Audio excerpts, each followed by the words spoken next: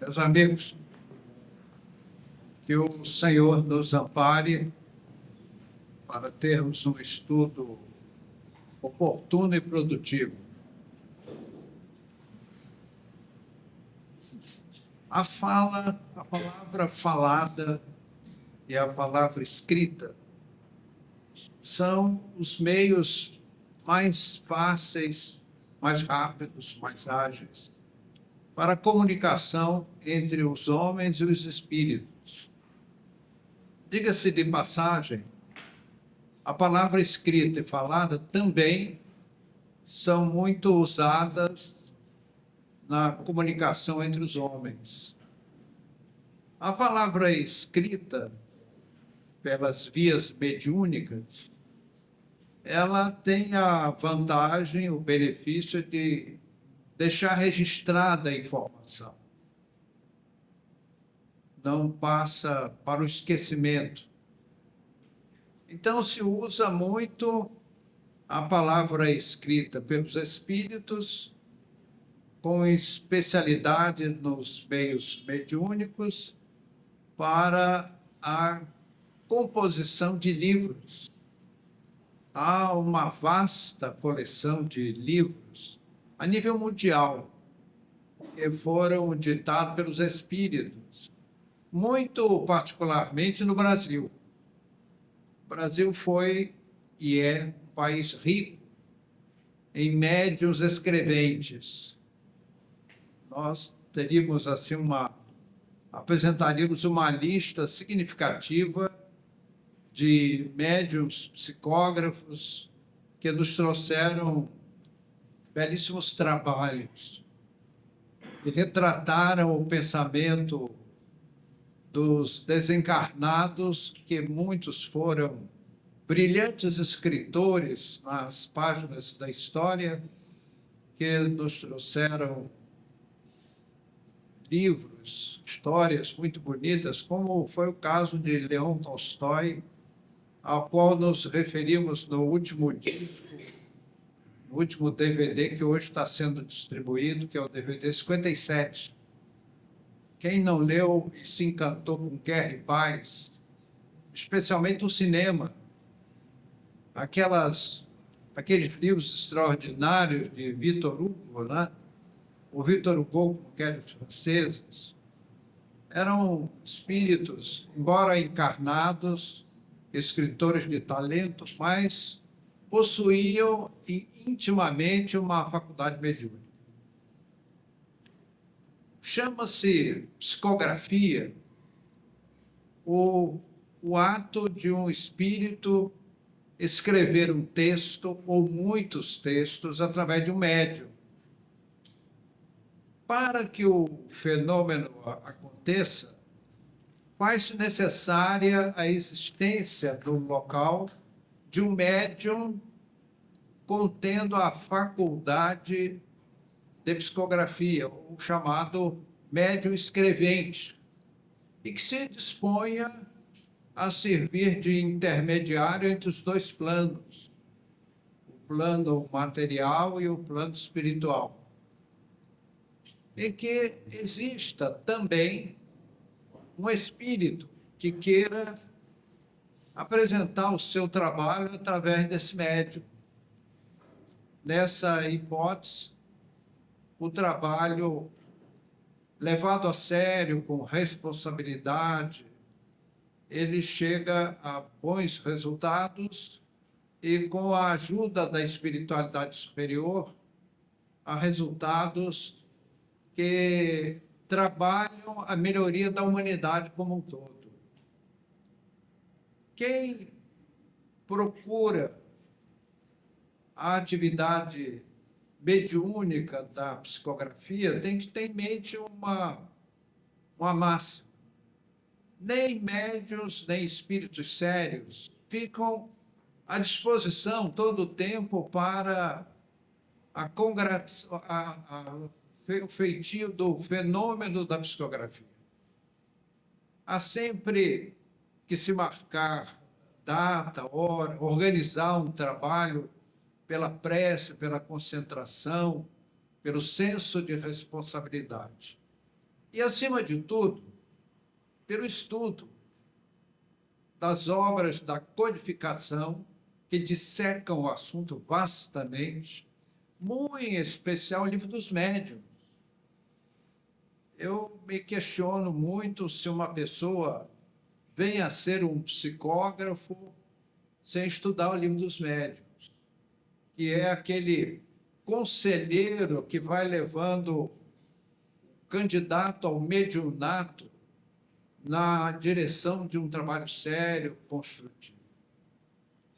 Quem procura no Espiritismo aquilo que o Espiritismo não tem para dar, corre um grande risco, especialmente naqueles que buscam o fenômeno mediúnico, e isso eu vi não uma vez, mas várias vezes. Reuniões em que pessoas menos avisadas buscam os espíritos para consultas levianas sobre negócios, vantagens, adivinhações, gracejos, casos amorosos, como se fosse possível recorrer aos espíritos para os chamados ganhos fáceis. Todo texto que nos chega da espiritualidade pela psicografia deve ser alvo de uma análise de bom senso muito grande, para que se não deixe passar como obra espírita textos que a doutrina em si rejeita com veemência. É preferível rejeitarmos 9 verdades para não aceitar uma inverdade que venha tisnar um trabalho. Mais de uma vez, participei de reunião, por um exemplo prático. Faleceu, deixou esse mundo um companheiro da equipe. É muito comum as pessoas, e especialmente os familiares, virem pedir a casa: ah, mas não é possível que o seu fulano, que foi tão dedicado, que ele venha e dê uma mensagem que seria confortador para os seus entes queridos e mensagem esclarecedora para os companheiros de trabalho. Vejam só, muitas vezes essas solicitações elas não alcançam resultado. A comunicação dos espíritos com os homens obedece a tecnologias pouco conhecidas por aqueles que não estudam com profundidade as obras de Kardec, que disseca todas as nuances dos meandros da comunicação mediúnica. Então, meus amigos, às vezes tenta-se, faz uma reunião com pessoas sérias, com médiuns qualificados, treinados, e não se consegue o resultado esperado. Nessas oportunidades, é comum o espírito dirigente dos trabalhos apresentar-se e informar que, no momento, a comunicação desejada não é viável. E, às vezes, fica difícil para o mentor espiritual, e, às vezes, também desnecessário, explicar qual a causa. As pessoas, quando deixam a Terra, passam um período de sonolência. Meus amigos, dormir depois da desencarnação, dormir já é uma coisa gostosa, né? Em reunião pública, assim, espírita, é uma delícia. Você vê, assim, como as pessoas sentem aquele ambiente gostoso, doutrinatório, fluidificado, e aí relaxa os nervos, é aquela madorna gostosa, né? Então a gente pensa que é um desdobramento espiritual, mas na verdade é o cansaço do dia. Então, meus amigos, o bom senso nos manda aguardarmos que aquela mensagem se torne naturalmente viável. Porque aquele companheiro pode estar naquele sono profundo, reparatório após a desencarnação. O espírito ele só desperta totalmente depois desse sono. Claro, os espíritos mais adiantados dão um cochilo rápido, né? Há outros que dormem alguns séculos, né? Sonhando com a vida que teve. Então, meus amigos, é bom não insistir nessas oportunidades. Como o nosso estudo de hoje é apenas um flash sobre psicografia, que é um fenômeno importantíssimo para os nossos estudos espíritas, nós vamos fazer assim, agrupar a mediunidade psicográfica em dois grupos: os médiuns mecânicos e os médiuns intuitivos, psicógrafos. Os médiuns mecânicos são aqueles através dos quais o espírito comunicante faz da mão do médium um inusitado porta-canetas. E ele pega a caneta e escreve. O Chico Xavier, ele era semi-mecânico. Há uma razão para isso. O Chico é uma alma muito nobre, é um espírito de grandes valores pessoais. Então, era oportuno que ele fosse um médium semimecânico. Mas um dos médiuns mecânicos mais extraordinários da história da mediunidade, da história espírita, foi a menina moça, Vera Krianovsky. Todo mundo leu os livros dela e o espírito se destaca e o médium foi esquecido. Era o Conde Rochester. Quase todo mundo leu os livros do Conde Rochester. Vera Krianovsky era a médium. Ela era dotada de uma mediunidade mecânica simplesmente extraordinária. O seu braço é como se tivesse aplicado uma anestesia dentária no nervo do braço. E ela ficava com o braço morto. Ela não sentia o braço. E enquanto ela conversava com as pessoas, a mão trabalhava celeremente, escrevendo naquele idioma complicado que é o russo. Deve ser bem difícil, né? Então, ela ia escrevendo e os experimentadores da Vera, eles, uma ocasião, convocaram para teste alguns fabricantes de instrumentos musicais. E eles trouxeram questionamentos aos espíritos. Então, a Vera conversava com as pessoas enquanto o braço escrevia. E ela, discutindo com os fabricantes de instrumentos musicais, aquelas técnicas próprias daquilo que ela absolutamente desconhecia, enquanto Conde Rochester escrevia seus romances.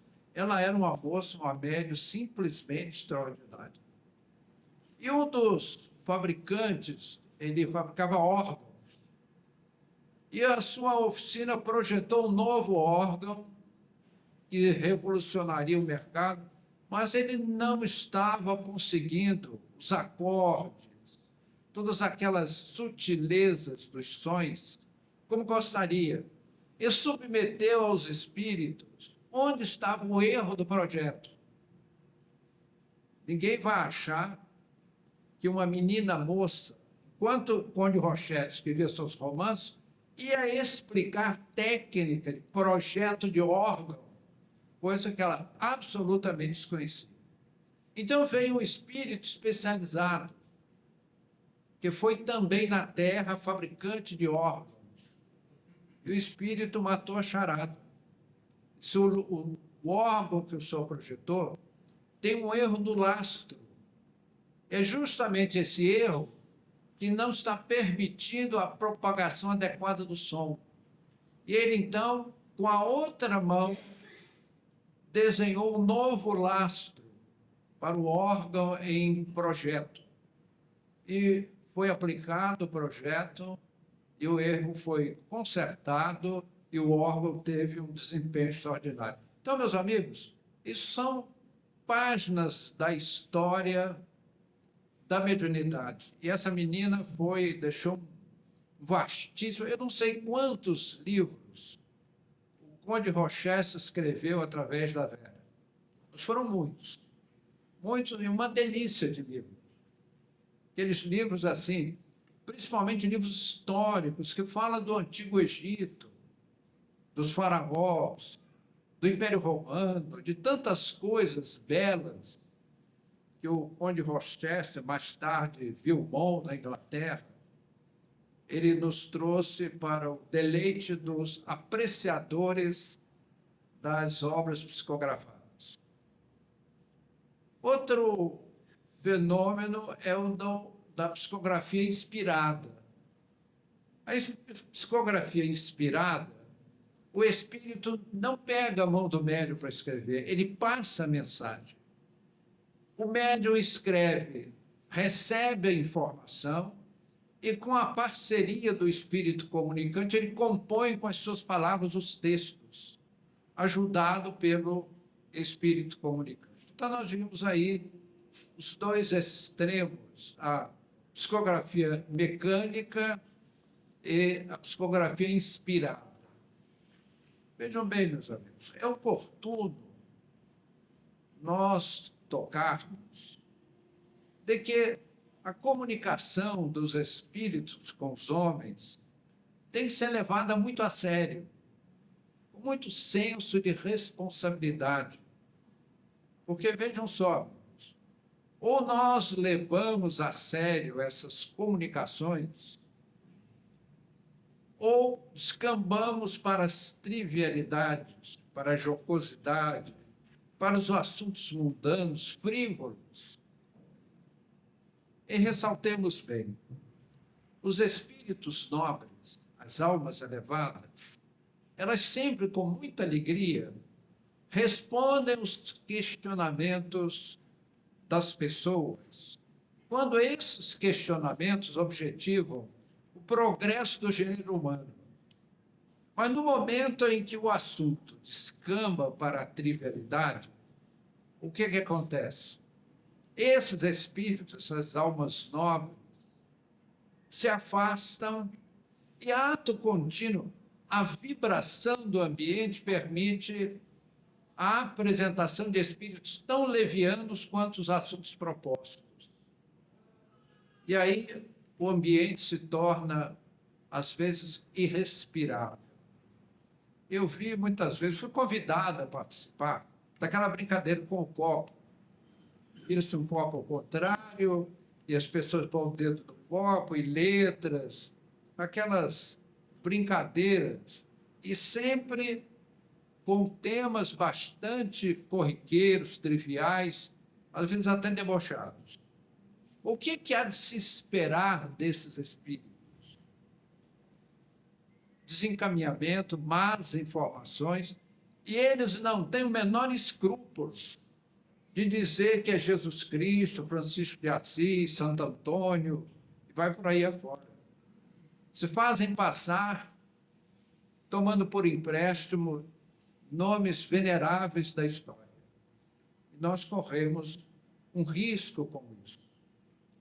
Eu lembraria uma passagem de Paulo de Tarso, em que o apóstolo, força de expressão, Paulo não foi propriamente um apóstolo, mas foi um trabalhador de envergadura mais do que qualquer apóstolo.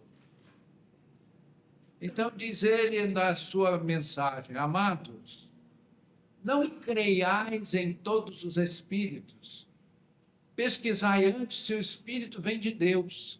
Então, por essa expressão de Paulo de Tarso, nós vemos que aquelas igrejas iniciantes do cristianismo primitivo, elas funcionavam como os centros espíritas funcionam hoje. É por isso que nós dizemos que o espiritismo é o cristianismo redivivo. Porque naquele tempo os espíritos davam pancada nas paredes, produziam certos fenômenos, curavam as pessoas enfermas, traziam assim todo um vigor de espiritualidade. E a esses espíritos, os apóstolos chamavam, é um Espírito Santo. E essa expressão, um Espírito Santo, ou um Espírito santificado, foi corrompida para o Espírito Santo, que é outra coisa. E deram um nome diferente aos espíritos que se comunicavam nas igrejas primitivas. E foi por isso que Paulo de Tarso disse isso. Amados, não creiais em todos os espíritos, pesquisai antes se o espírito vem de Deus. Estamos falando em mediunidade, e aqui vai uma observação que nós refutamos como de grande importância. Vejam só, amigos, todos nós somos candidatos potenciais ao mediunato,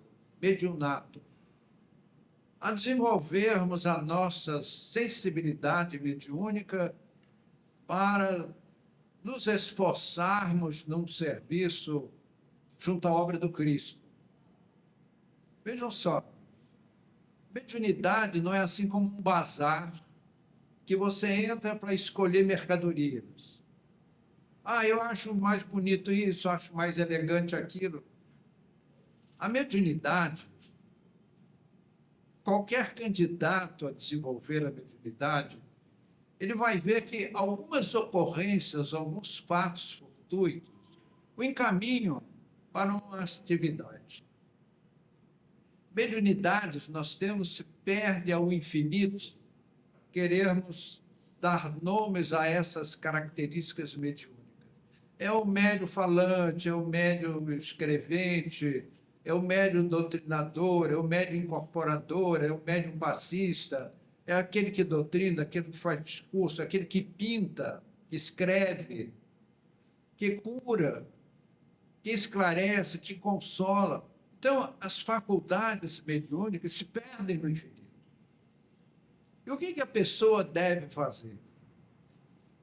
Eu acho interessante um espírito escrever. Meus amigos, quando nós devemos ser médios escreventes, o fenômeno acontece naturalmente. Às vezes, quando você menos espera. Mas o que a pessoa deve ter em mente? Buscar onde está a sua sensibilidade, onde ele se sinta melhor, onde ele acha que vai prestar um bom serviço à causa do Cristo.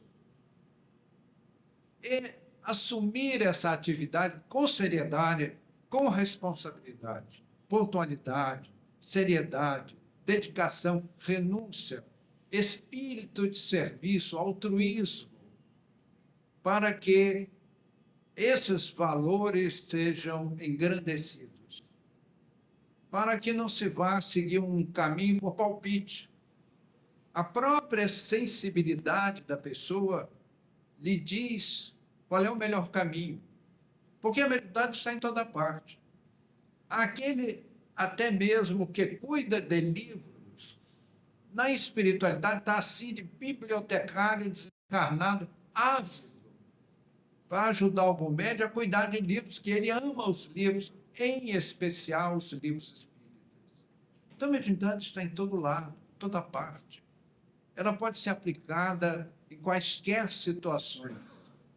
Então, vejam, nosso estudo não é hoje um estudo profundo de mediunidade, que para isso tem o Livro dos Médiuns.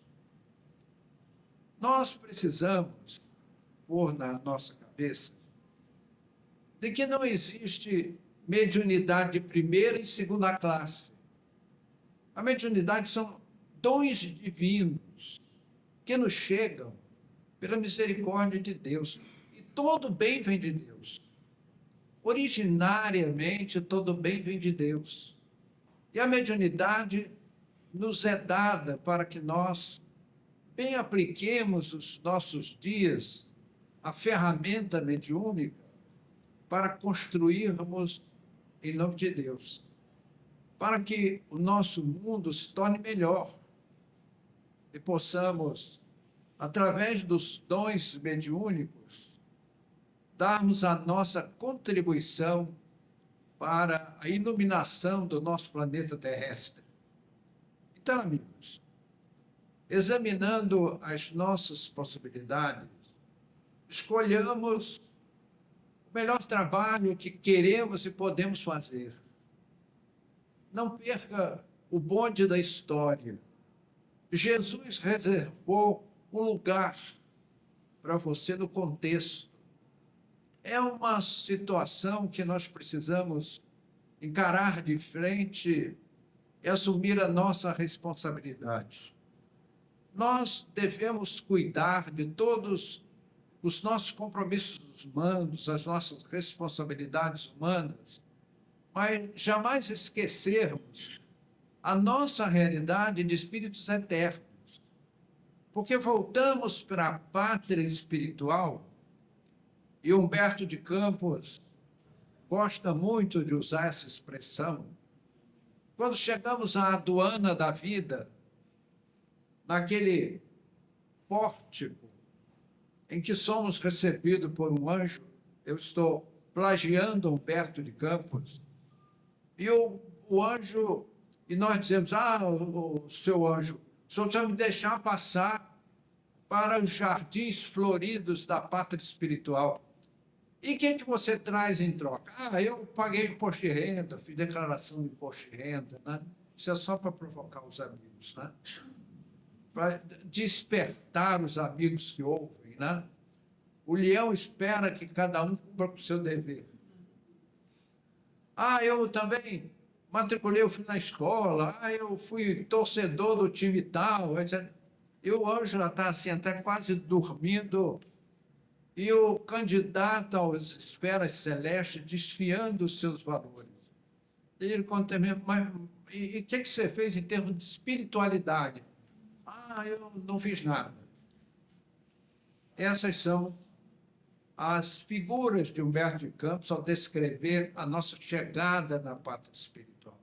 Naturalmente que nós somos recebidos por entes queridos que nos amam muito, por aquele espírito que pôs a sua assinatura na nossa ficha reencarnatória, que autorizou o nosso mergulho na carne. Então, todos esses amigos nos recebem com um carinho imenso, mas a nossa consciência fala alto. Eu cuidei de tudo que ficou no mundo. Eu cuidei da poeira do mundo, mas esqueci das estrelas da vida espiritual.